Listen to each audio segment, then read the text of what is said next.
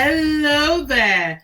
Welcome to the Manifestation Kitchen podcast, where I open our cooking pots so inspirational geniuses who heal the world with food, words, touch, movement, and so much more can add their ingredients for our culinary pleasure of the soul. I am your host, Victoria Dio, and today we have the lovely Marta Perales. Now, Marta is a photographer. We met at a Tony Robbins event. She is a Platinum member and she serves her clients with empowering photography sessions which can be transformational. Now, I have seen Marta's photography and it's absolutely stunning. So why don't you pop over and listen to our conversation, and we'll see you over there soon. Take care. Bye.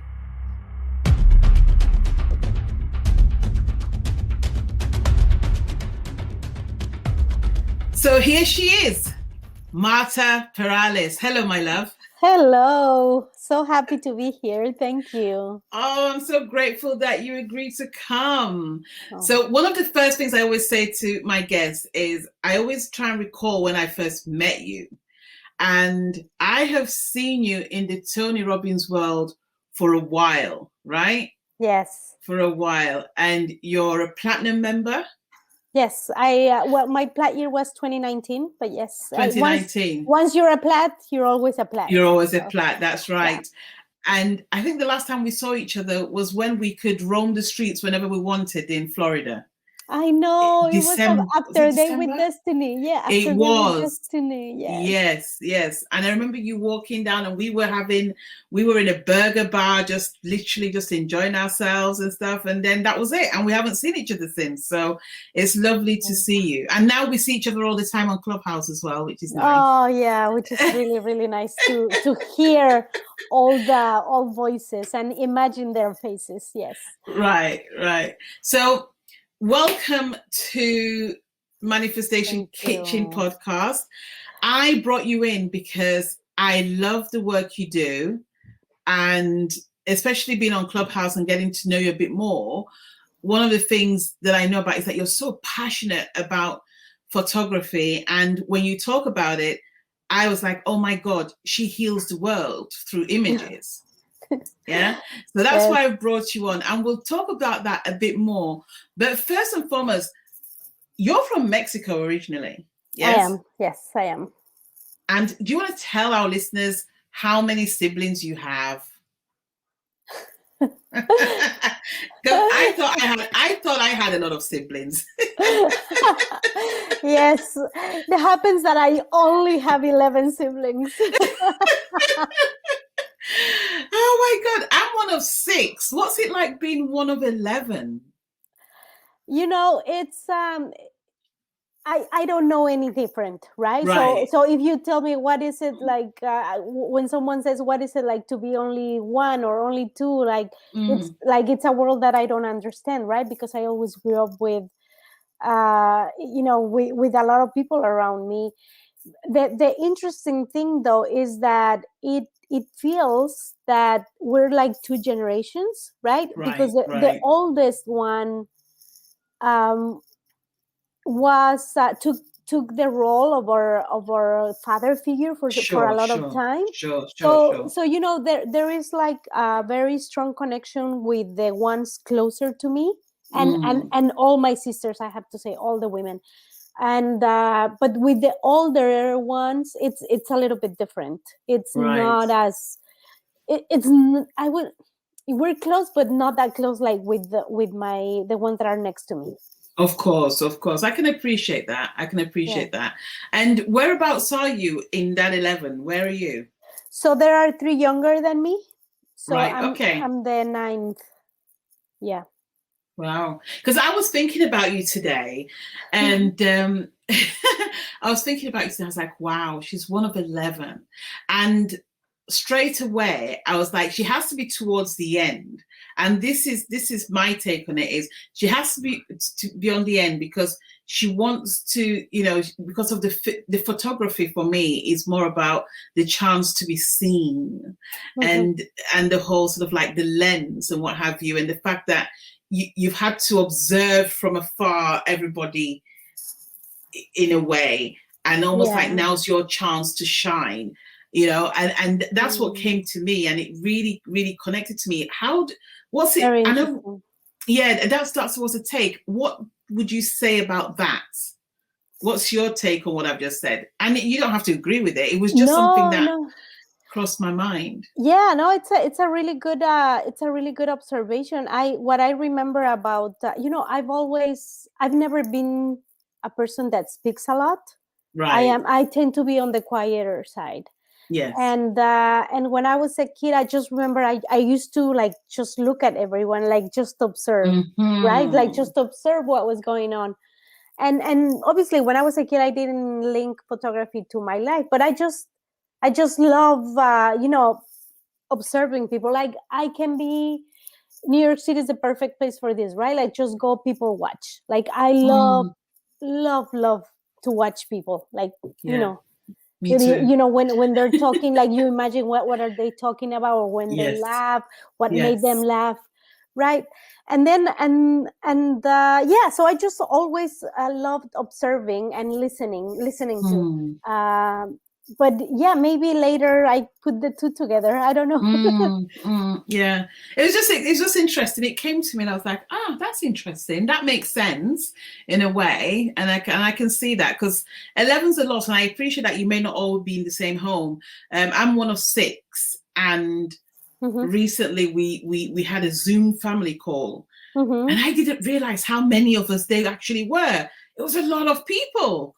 Yeah. You know, and even my mom said, there's a lot of you. I mean, we know there's 6 of us, but to have all of us in a Zoom call, it was like you didn't know if somebody left or not, or came back or not, and you're trying to work out who it is, because there's so many. And I guess people who are in smaller families of 1 or 2 can't imagine what that seems like. But yeah, it's quite interesting. Yeah. So let's take you back to you. Now you live in New Jersey. Yes. So what brings you to America? What brought me to the U.S.? So when I was a kid, a teenager, I lived in Texas for 3 years. So you know, I come from a very humble, very poor family, right? My dad used to be one of those people that used to cross the border to come to work to the U.S. to provide for our family. Okay. So at that time, you know, he used to struggle with keeping a job, so the money wasn't consistent in my family. So there was a point where my mom wanted to, like she had a burning desire to build our home. Wow. You know, and she said, the only way I can do that is if I go with you and I make sure that things happen, right? So she came with him, and she brought my 2 youngest brothers.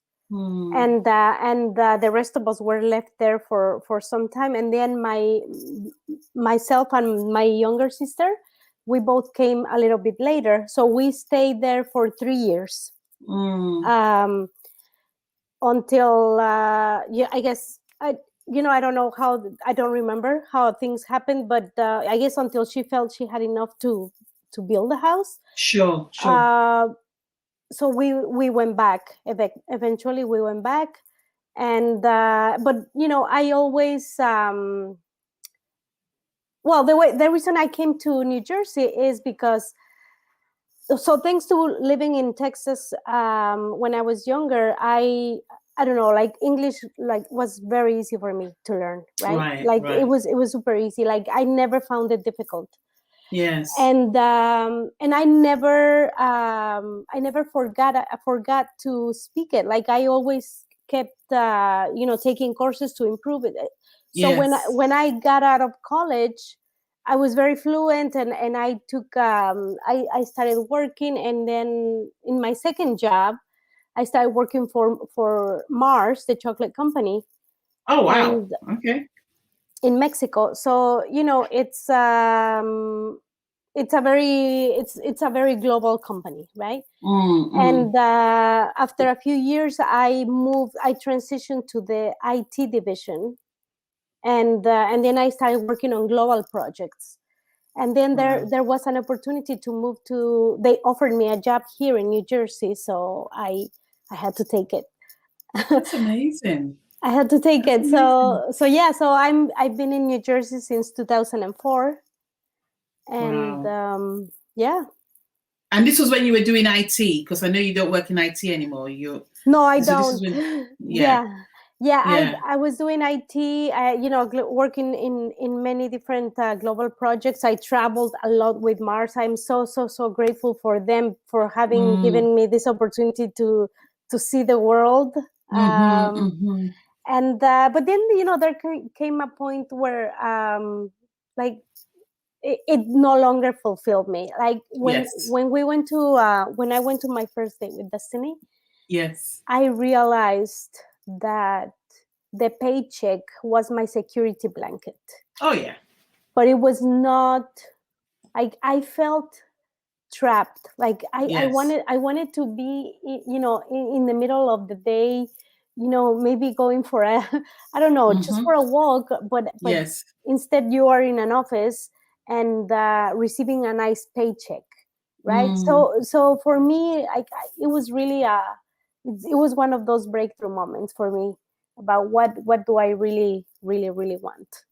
Wow. And at the same time, during that time, like I had been wanting to go full time or to make my photography business happen. And so it Yes. just all came together during that time. So you wanted freedom, right? You I wanted went. freedom.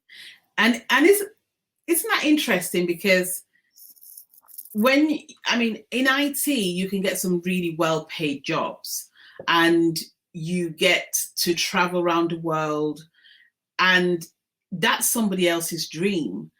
And Yes, yet, a lot of absolutely. people, yeah, and a lot of people at some point in their life, they look at that and you realize that money is no longer a motivation, Mm-hmm. Mm-hmm. and that the needs that we have, or the values that we have, determine how we want to live our lives. Absolutely. Isn't it's so interesting because Yeah. you I have a lot of clients who come to me and say, I want a better job, or I want more money, or I want a relationship, and they believe that those things Mm-hmm. will bring them happiness. Yeah. And you and I know, I have a lot of friends in the Platt community. I know millionaires who aren't happy, and they're still seeking freedom. They're seeking the bliss of life. And it's really important for us to always be just checking our lives. I do it all the time, where I always check my life and just go, am I still running and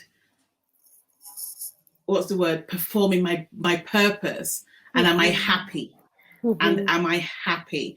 And am I happy because of X, Y, and Z? Because happiness means different things at different times to different people. Yes, absolutely. Yeah, so I really commend you. That was this your first date with Destiny? The one where that happened, yeah, that was Yes. my first. Yeah, Wow, that that's was the amazing. December 2018. Okay. Oh Yeah. wow. Yeah, my first date with Destiny was December 2016. Oh I always, wow. yeah, I always think that the December date with Destinies are the best. It's where you sort of like you finish the year Yeah. and then you decide whether you're going to get Tony flu or not. There's that moment where you go in and you go, is it gonna happen this time? But yeah, it's true though. It's like, and touch wood, I've never had Tony flu, and I always walk out feeling really, really smug afterwards. Going, yes, I survived. A 17-hour day with no Tony flu. But I had one of my biggest breakthroughs at my first date with Destiny, and it was all around my intuition that I didn't know existed, or I didn't know what it meant. Oh So wow. yeah, so I hear what you're saying, because I know how it felt when you have that breakthrough in that environment, because it completely changes your life. So I hear that. It does. It completely does. But you know, it takes a lot to be completely honest with yourself and say, well, like, Yes. what do I really want? Like, am I willing to give the life that I currently have, right? Where a secure job, a good paid job, allows you to do pretty much whatever you want, right? Yes. Except you have to be at, you know, you're at their disposal, like during the time, like, I mean, you have vacation and this and that, or there is something greater within you that you need to accomplish, right? And that's what it's your mission or whatever it is that you want to call it, like, that you need to fulfill. It's a hard, like, during that time, you know, I got a lot of from my coworkers, a lot of people like, wow, I can't believe you're doing this, in a good way, right? In a good way, like that you have the guts to do this, because it's not many people can do it. Like, they prefer the security of a paycheck, which is, it's not wrong either, you know? No, I like what you say. There's no right or wrong, you know. It's just the cards that you're dealt with. Interestingly enough, I love the fact that you actually made that decision and went, you know what? I know what my happiness looks like, and it doesn't look like a paycheck. It looks like me having the freedom to go out there and take pictures of people and to heal people through that. I loved my job. I was one of the weird ones who loved their job. So at UPW 2016, when Tony was saying, who wants to leave their job? I was like, no, I'm good. I'm really happy doing what I do. I earn shitloads of money and I'm very happy. And yet when all of that got taken away with me, I thought I was going to die. I was like, oh my God, what does it feel like? But I must say that it has given me a strength that I didn't know existed, because I've lived with very little and I've lived with quite a lot. And what I've realized is that I was probably happier when I had very little. Because I stripped everything back. There was nowhere to escape on a flight. So I couldn't go on holiday. There was no going to the bars and drinking. It was literally back to basics, sit with yourself and get to know yourself. And that's when the true version of you comes out, because you get introduced to Victoria again, you get introduced to Marta again, and you sit there and you have a conversation that you've probably never had before. Because normally you're running to an office, you're running to a meeting, and all of a sudden it's just you and you. Yeah. Absolutely. Yeah, and it's beautiful. So you call yourself an authenticity ambassador. I do. And that's recent. You know what? So it started with like, I consider myself to be a very authentic person. Like, what you see is what you get. Like, I don't even know how to pretend what I'm not. So seriously, like, I've seen people, you know, trying to pretend someone. I can't. I can't. And then you know, when I started hearing a lot of people about you know, embracing that authenticity in Clubhouse and actually, you know, looking for people like that, I'm like, oh yeah, I am an authenticity ambassador. Like, I think people should, well, maybe they shouldn't, but I think it would be good for people to really embrace who they are and just, you know, with all of our flaws and all of our qualities. And why not? Like, why are we pretending to be someone we're not? I just don't get it. Clubhouse has got a lot to answer for. I tell you what I've realized about authenticity is that someone else's authenticity is someone else's, I don't know, not so much authenticity, you know, the opposite of. And I believe that it just depends on the individual, because I think there's and I put myself in this because I can't claim to be perfect, because where I believe I'm being authentic, somebody else may look at me and go, I'm not so sure. Right. You know what I mean? I also believe as well that there's so much fear out there, and I put this down to the personal development world as a whole, where there is a need somewhere for people to fake it till they make it. True. And they try to pretend to be somebody that they're not. And the idea of being vulnerable, again, means something different to each and every other person. I remember when I first attended UPW and Tony spoke about vulnerability, I thought I was the most vulnerable person in the room because I started crying at dog adverts. Every time I saw a dog on an advert, I would cry. I'd be like, oh my God, I'm being vulnerable. It doesn't mean you're being vulnerable, but to me, that was my truth at the time. Mm-hmm. Since then, I've learned that sharing my story of going from 6 figures to 0 and then back to 6 figures, that 0 bit for me was my vulnerability, because I was mortified. I was so embarrassed about hitting 0. I didn't know what to do with myself, and I couldn't hide. So everybody knew about it. And in some communities, especially in the African community, you're expected to succeed all the time. And I'd been this really executive person at one end, and then all of a sudden I can't afford to buy body soap in a shop. And I'm this close to homelessness. So to me, that became my vulnerability. Now, maybe in a few years' time, I may go, well, you're not being vulnerable. That's just something else. That's you being in your significance element. I don't know. But I believe that it just varies depending on where we look at. And all we can do is just be the ambassador of ourselves. Yeah. I like that. I like that. Be your own, the ambassador of yourself. Exactly. Yeah. So have you recruited more ambassadors? I want to know.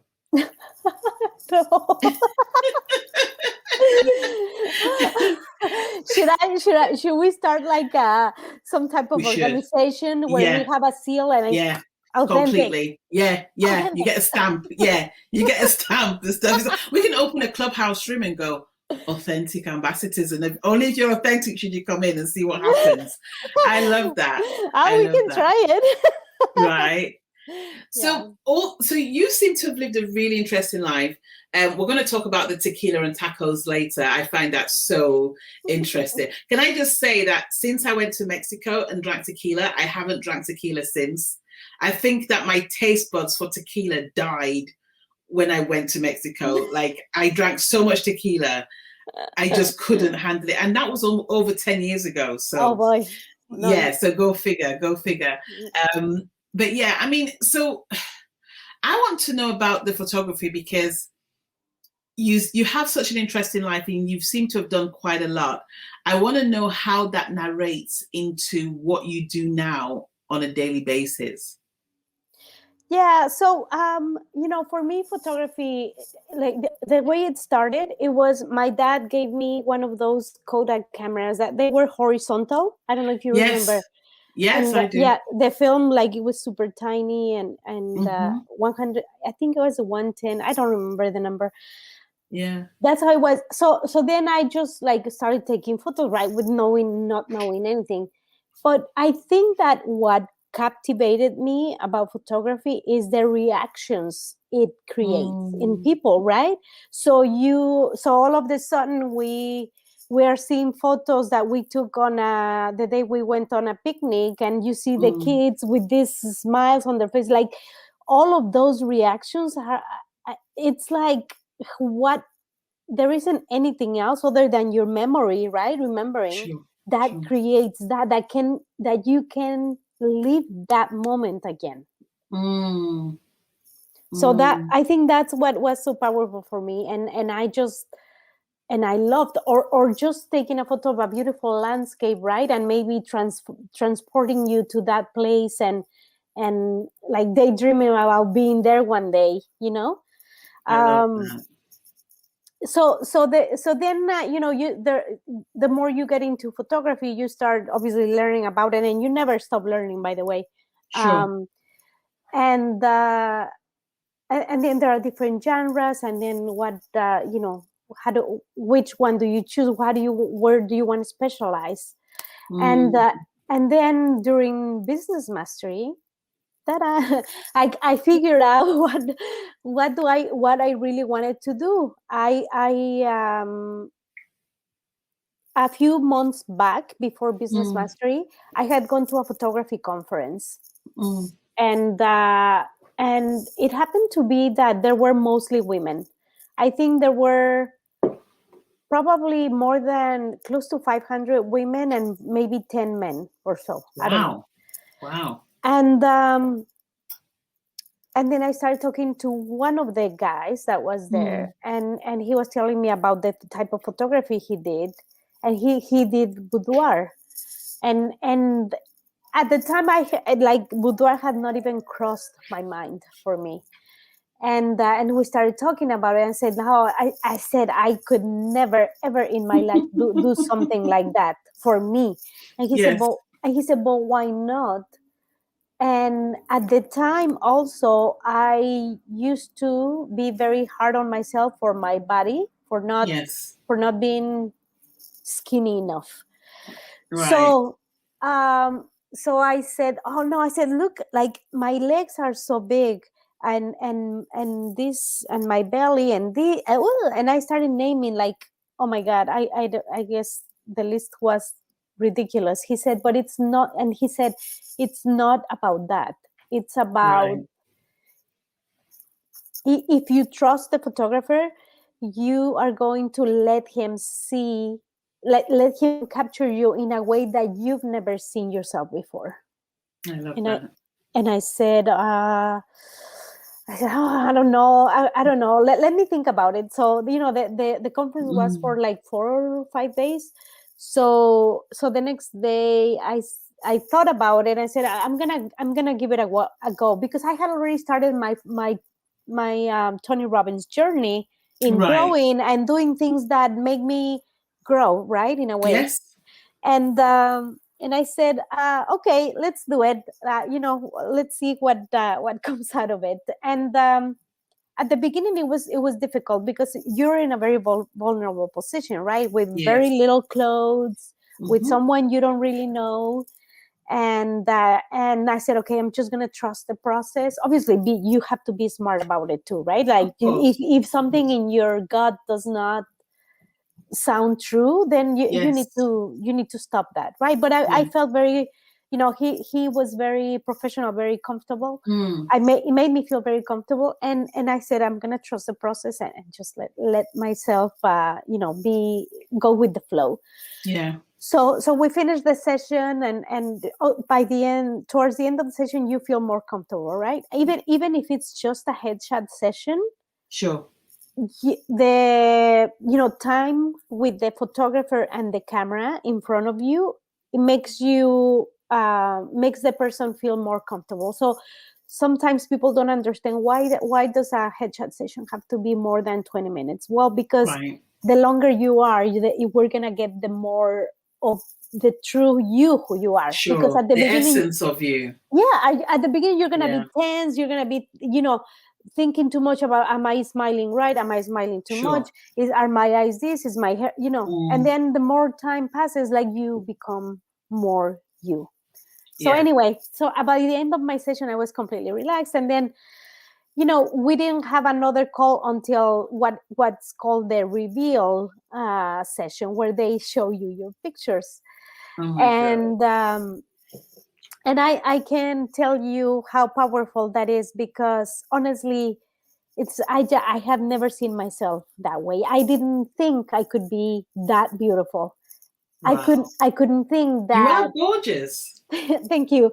But I couldn't think that because I wasn't skinny, that I could look good, Right. I had all those limiting beliefs, like they're really, really limiting, because they're not only, not letting you see more than what you think you see.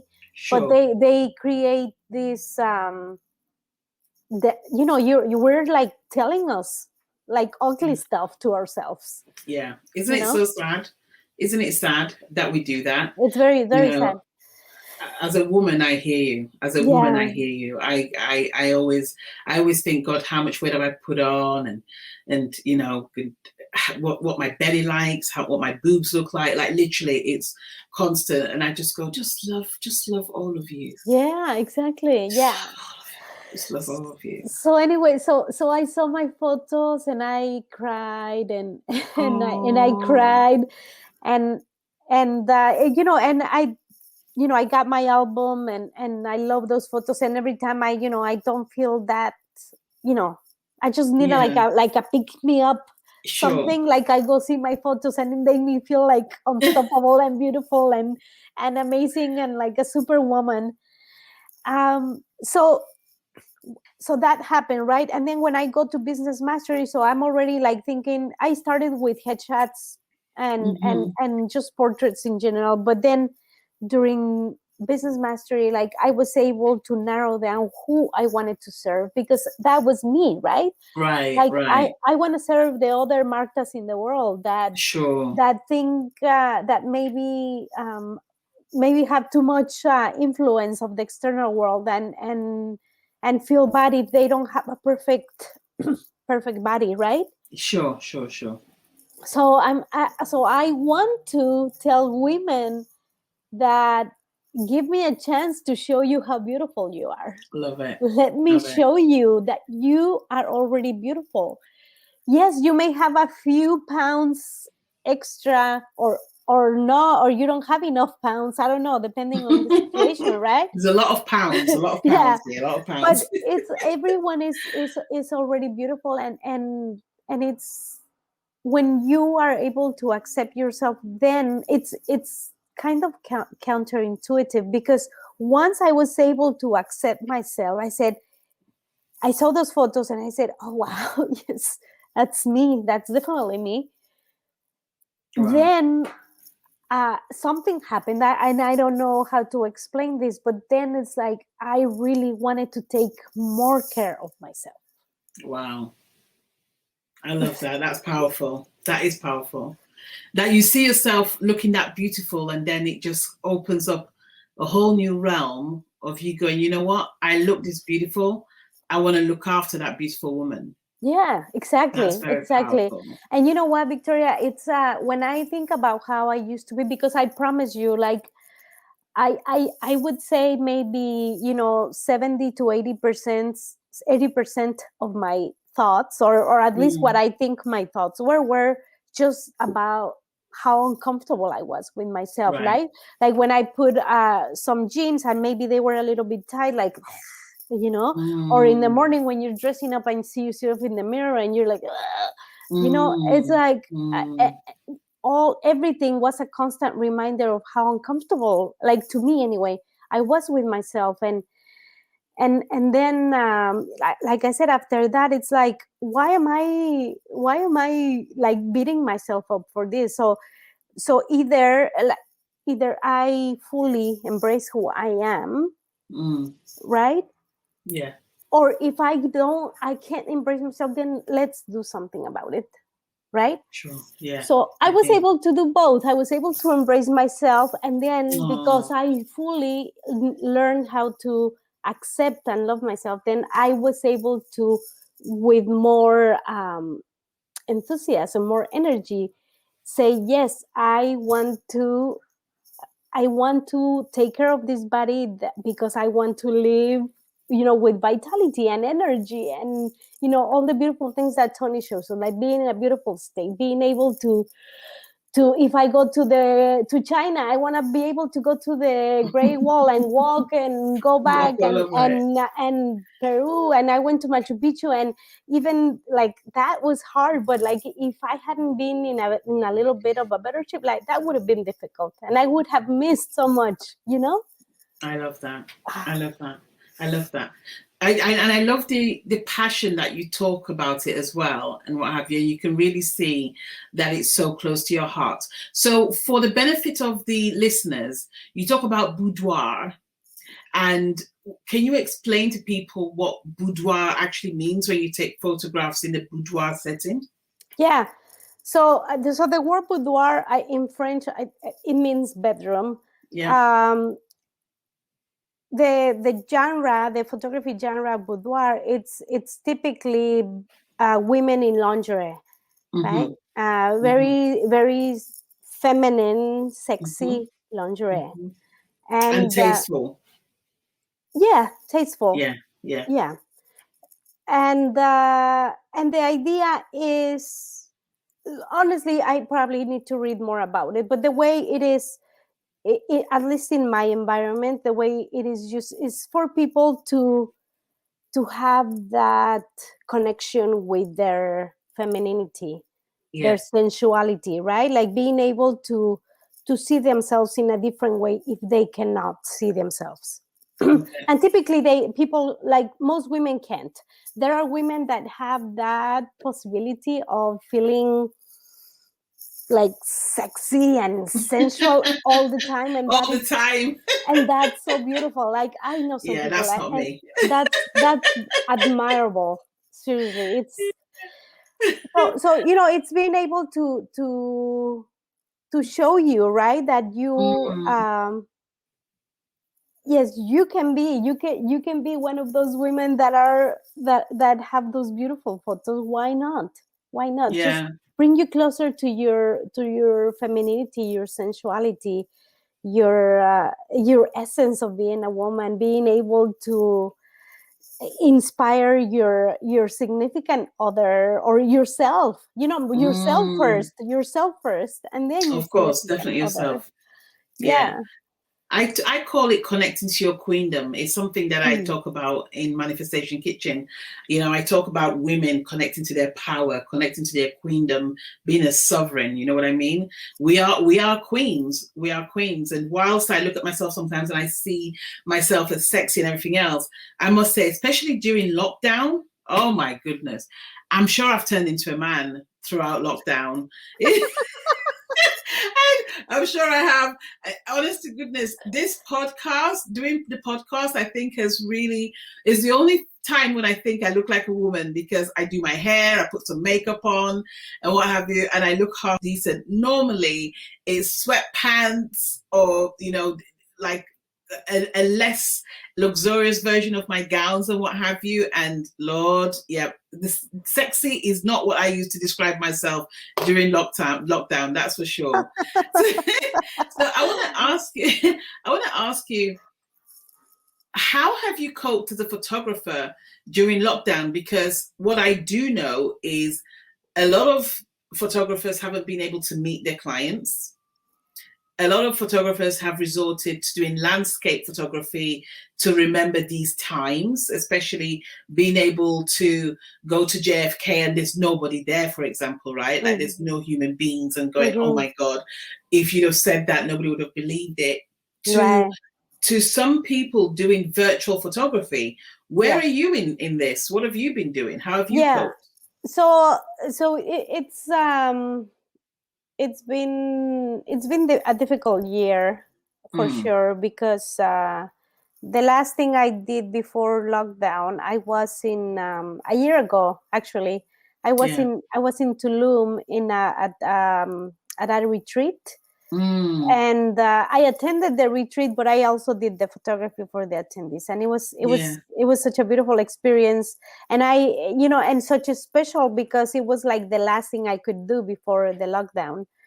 So I started doing I started doing a lot of walking in my town, and I always have my phone with me, and I always take photos of whatever. Like, I just love everything, Victoria. Seriously, it's ridiculous. Like, you would see my phone. Like, I have millions of photos.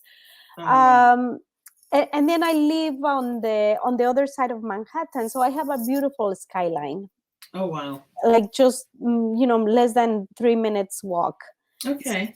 so I do a lot of that, and then I also did a little bit of front stoop photos, like families in outside of Uh-huh. their home. I did a Sure. few. I did a few of those, but then, like, people started to get a little bit more comfortable, and I have done a few personal branding sessions. Oh, that's amazing. So for business owners, like for their website, their social Yes. media, their social profiles, Okay. I guess. So it's not at the place where it normally is, but Yeah. but slowly we're getting there. We're getting there. Yes. Yeah, Yes. Hopefully, please God. yeah. And where can we see your photographs? Do you share a lot of these, especially those that came from lockdown? Do you share any of these? I you know I have a personal Instagram account Yes. that sometimes I post. I'm not that consistent, unfortunately. Right. I have, like, I don't know if I tell you how many Instagram accounts I have, it's ridiculous. Oh, you have quite a few. Yeah. That's so Because funny. I have just one for my town, right? Because Uh-huh. um I guess no, but I had that account prior to COVID, but it's just one for my town, and it's called This is Hoboken. This is Awoken. This is Hoboken, yeah. So Awoken. I love so that. so that's just for my town, like photos around my town, and Mm-hmm. obviously the skyline. And then I have the one that I use, like when I travel or when I go here and there, and then I have my business accounts. So yeah, so I can provide you with those if you want. Yes, you should send them to us, because what we can do is we can put them in the notes, because we've got Magnificent Fam here, which is one of those. And am I right in assuming that this is women only? Yes, that's women Yeah, only. this is women That only, the right? one Because for femme means woman in French. yes. So this is women only. So do you have male clients as well? No, not for boudoir. I Not for haven't boudoir. experimented with that. Um, Okay. yeah, But maybe branding, when you do branding, do you deal with personal branding. male? Yes, yes, Yes. Okay. yes, and Yeah. Yeah. that's in Marta Perales Photography. So all in one in Instagram. Okay. Okay. Marta Perales Photography. Let's see if Yes. we can add something on here as well and just sort of like get it out there. So we'll do this one. Whoops. We'll do this and show that one, and then we'll create another one, and we'll add one. This is all interesting. So we're using StreamYard, and with Yeah. StreamYard you can add as you speak and stuff, which is Oh, really cool. oh, that's Yeah. awesome. I need to look So more into this tool because I've seen it, people use it, and I like it. it's so cool. It's so cool. It's as somebody who, because I haven't been what's the word? Someone hasn't been using this for a long. Mm-hmm. But I knew that when I was going to do my podcast, I knew I was going to do it on here. So I've only done one podcast on Zoom. This is it. And I do love it. So Okay. yeah, it's really cool. You So know, let's Victoria, see. there is something while you put that, there is something that I wanted to tell you. Sure. One belief that I have about women and about how we shouldn't underestimate the power that we have on the people around us. And that's why I honestly feel that it is really important for us to be happy with ourselves Yes. and happy with who we are, because we are like when you throw a rock into a puddle, or like Yes. it creates the ripples, right? Ripples, yes. Yeah, I honestly feel that we are that initial, like whatever we do is how we impact the people around us. I I'm convinced that a woman that is happy with who she is, with herself, she can influence her family, and that's a happy family. That's a united family. And then that family has an effect on the community. Yeah. And that community has an impact on their city, and so on. So that's how I see how powerful women are. And I don't know if anyone agrees with me on or not on that, but I'm convinced that if the woman of the house, of the household or home is not happy with herself, I don't think that whole family is. I hear you. Yeah. No, Corey, carry on. Sorry. No, because that I just know that that's how powerful women are, and I think we, like I said, we underestimate it. And I can't think of a more apt statement to make on International Women's Day. So happy International Women's. I know, right? As you were speaking, I'm like, oh my God, it's International Women's Day. Isn't that crazy? There are no coincidences, Marta. That's my honest belief. That's what I believe. I don't believe there are any coincidences. And the fact that you have said that on the 8th of March couldn't be any more relevant. You know, never has a truer statement been made. And the ripple effect as well, it's about, for example, you and I knowing each other. We don't know each other well, but we've gradually been connecting in different places, and all of a sudden we're on Clubhouse, and Clubhouse is bringing a lot of people closer because you find that you're speaking to people more often than you normally would. There's so many conversations happening on Clubhouse where we would have them maybe once or twice a year if you went to a Tony Robbins event or if you met at another personal development event. And all of a sudden, you have access on your phone to speak to the same people who would travel thousands of miles to meet you in a room where you would be taught for 17 hours a day, and you just about get a chance to say hello, really. So all of a sudden, to be able to have that, the ripple effects have quadrupled over time. And it's all about us supporting each other as well and giving each other a voice. I can't believe I have a podcast. I started my podcast, I think, in November, if that. And my approach is I listen to people, and if I feel as if there is a resonance there and I can feel the person's heart, then I ask them onto the show.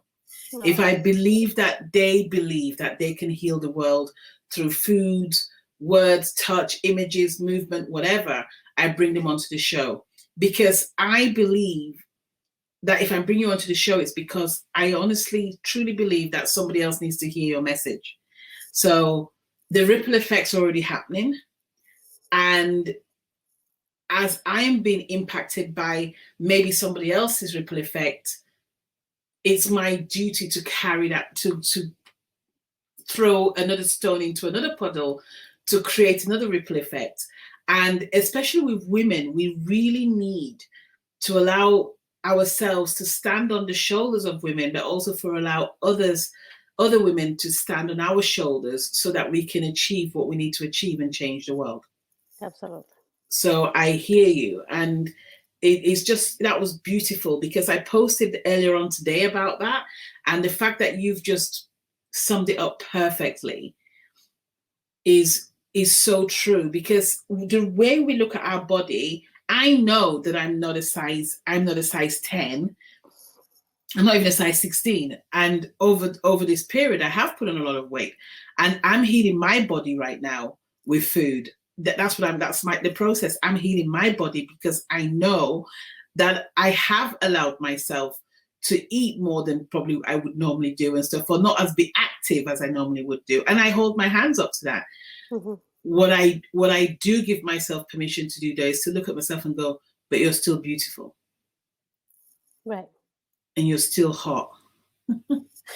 You may not be able to fit into those jeans, but you're still hot. Oh, and you know, and look at the pictures of yourself, like you say, of when you did fit in the jeans, and go, do you know what? I got into them once, I'll get into them again. Yeah. And then love yourself to say, do you know what? It's my responsibility to love myself and to heal myself more. And it's funny because I have friends who are very slim, who don't like their boobs, don't like their bottoms, don't like their stomachs. So it's nothing to do with the weight. It's about the inner trauma that we need to continuously work on to get rid of. And I'm not going to say, like today when I was looking for a gown and stuff, and my gowns are quite big, so I'm very lucky, but I was still thinking, well, what color do I want to wear? Which one do I want to wear? How do I want to do my hair and stuff? And are my cheeks chubby in this one? I still do that, but I don't let it rule my life. You know what I mean? I still do what I need to do. But that's taken me time to get to know me. And I still have a long, like you say, we're always learning, right? Yes. So I have a question for you. What would you do? How do you address a woman who she's agreed to come to one of your photo shoots? It's something I really want to do, by the way. So next time I see you, we're going to have a chat. But what do you do with a woman who she wants to come in, she's not confident, and she tries on one of her beautiful costumes and she still doesn't feel comfortable? How do you make her relax? How do you, what do you give her? Do you give her a prop? Do you speak to her? Because this is coaching to a different level, because you're coaching somebody. Normally when you coach someone, there's either a screen between you because you're doing it virtually, or they're dressed in clothes. You're coaching someone at their most vulnerable, because you can see parts of them that they wouldn't normally show. So how do you approach that? Yeah. So it depends a lot on how much I know the person, right? Because also if I have some type of relationship with the person, like she's my friend, or even someone that I already know, right? Yeah. It's a little bit different. It's not necessarily easier, but at least there is some familiarity. So, but if there isn't if there is not much familiarity, yes, I just start asking questions about them, right. Like, tell me about your family. I want to know what makes them happy, what makes them smile, so that they start to feel at least a little bit relaxed, and maybe they're not so much thinking about like I feel so uncomfortable in this bra or things like that, right? Like just taking their mind off of what possibly is making them uncomfortable to something that they it's in their heart already. Sure. Yeah. Sure. And then obviously as photographers, we are one of our goals is to make you look your best. So we are going to use posing, right? Posing. So so there are poses that favor people no matter what size they are, right? And then there are you can do a lot of with the same garments, like the same, like maybe if they're very self-conscious about their tummy, right? Yes, then we're not going to show their tummy, right? But maybe we're going to show their cleavage. Okay. And like with a thin robe or something, like not necessarily show everything, or just depending which body part they are very proud of, confident about. Yeah, maybe they feel great about their butt, so we're gonna make sure that their butt looks I like that. looks so amazing. It's okay, you can say what you want. Okay. I'm impressed that we've not swung as much as we could have done. Don't worry about that. It is true. Dear. Yeah. So like we definitely, I am if they love their hair, their eyes, like I'm going to make sure that is enhanced and shown in the photos in a way. and maybe the ones that part that she's not so confident at one, then we're not gonna highlight those and just make you feel. What happens during the sessions is, well, women, they get hair and makeup, right? So so that is typically hair and makeup help women a lot. It boosts their confidence already, just that, right? So they're already feeling pretty, beautiful. And then, like I said, with the posing and the right clothes and lighting, and then during the session, we're in the middle, and I see a photo that I just took, and I just feel like it's a beautiful photo, and I show them, and most of the times they don't think it's them. They're like, what is that? Are you sure that's me? That can't be me. That's not me. And I can resonate with that. Yeah. And it's like, of course, but like you just saw, I just like, who else is gonna be like? Yeah. And it's beautiful in a way. Yes. That I can show them, like I said at the beginning, something or an image of them that they haven't seen, right? Sure. So my job is, at the end of the session, is to, like, let's assume that you have like some type of filter in your glasses that don't let you see you for who you are, right? So I want to take those off and just like, this is who you are. This is how beautiful you are. I love that. So you almost like remove the camouflage and stuff and just lift it up so we can see our true selves, right? Yeah. I love that. Oh, wow. That's so interesting. So before we go, I want to know about tequila and tacos. Do you have them together? No, sometimes, not necessarily. So listen, in Mexico, tacos is, well, you went to Mexico, right? And typically it's not the same for tourists. Beautiful. But however, for us, it's, I don't know what you can compare it to in the US, because it's like everyone in Mexico, and I don't think I'm exaggerating, everyone, it could be having tacos every night or during the day. Like, I hear you. It's such a simple thing. At the same time, it's very comforting. Like when I have tacos here in the US, for me, it's kind of a special occasion. I use it to connect to my family, to my culture, right?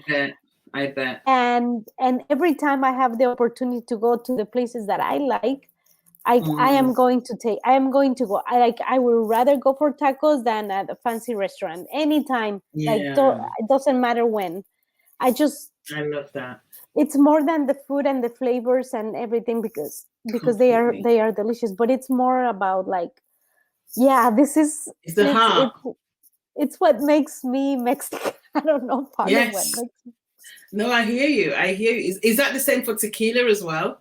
No. No, tequila. I just really like it. I don't like when it comes to hard liquors. I don't really.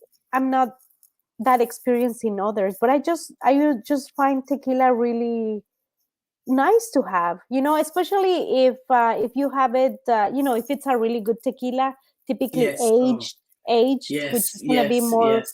It's gonna be softer, or I don't know, smoother. Sorry, smoother is the word. Then it's nice, and it doesn't give me any hangover like many people claim. It's just it feels familiar. I love it, and you can also make some really nice cocktails, but I just prefer to have it straight. And I love the way you talk about it as if it's water. And I know it's not water, but I'm very impressed that you say that, because I used to love tequila, and there used to be a time when I used to talk about tequila like it's water. But but I do love what you talk about food, because as somebody who heals through food, food means so much to so many people. We all eat, right? We all eat. Like, we need food to survive, even if it's a small amount. It's what we use to nourish our bodies. And food is the smell of food itself, rather than the food. Just the smell of food can take you somewhere. Oh my God, yes. It can take you somewhere beautiful. And I've started doing cooking videos again on my social media, and I can't wait to share. And some of the things, you know, I spent 12 years in Africa, and some of those foods still make me go, oh my God, you know, because even if you have it here, it's not as fresh. It's not as, there's just something about going to Africa and having fresh fish or fresh vegetables or fresh fruits.